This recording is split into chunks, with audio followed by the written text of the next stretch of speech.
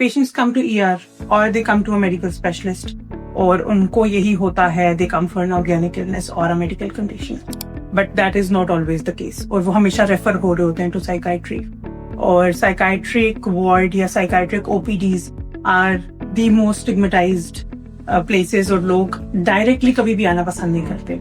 देर always referred, या बहुत कम ratio है जो डायरेक्टली लोग आते हैं। सो टॉकिंग अबाउट दैट, कि जैसे फॉर एग्जाम्पल पैनिक के केसेस यूजुअली ऐसे होता है कि दे कम टू द ER कि जी हमने मेडिकल स्पेशलिस्ट को दिखाना है, या सिम्टम्स हार्ट अटैक के सिम्टम्स आ रहे हैं, इस तरह की चीजों के साथ लोग आते हैं। और एब्जॉर्प्शन कम है कंपैरेटिवली कि हमें पैनिक अटैक हो सकता है या कोई साइकाइट्रिक या साइकोलॉजिकल कंडीशन हो सकती है। सो आपके ख्याल से कब वो स्टेट आती है कि किसी भी फिजिकल इलनेस के पेशेंट को हमें साइकाइट्रिस्ट को रेफर करना मैंडेटरी हो जाता है? आपने अभी बता दिया कि भाई पैनिक अटैक हुआ है और पेशेंट ER में प्रेजेंट हुआ है, क्योंकि उनको तो यही लग रहा है कि चेस्ट पेन है, खासतौर पर कार्डियक इलनेस है, या कोई जो प्रेशर्स हैं बहुत हाई हुए हैं, और वहां पे भी कंप्लीट जो मेडिकल असेसमेंट है उसके बाद के वो रेफर करते हैं साइकियाट्रिस्ट के पास।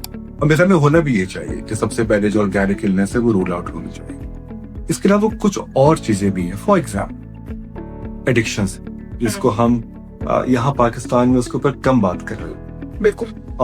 अल्कोहल है, स्मोकिंग है, बेंजोडाइजेपिन यूज है, कोकेन, हैश है, तो लोग यूज कर रहे होते हैं, लिवर किडनीज कंप्लीटली डैमेज।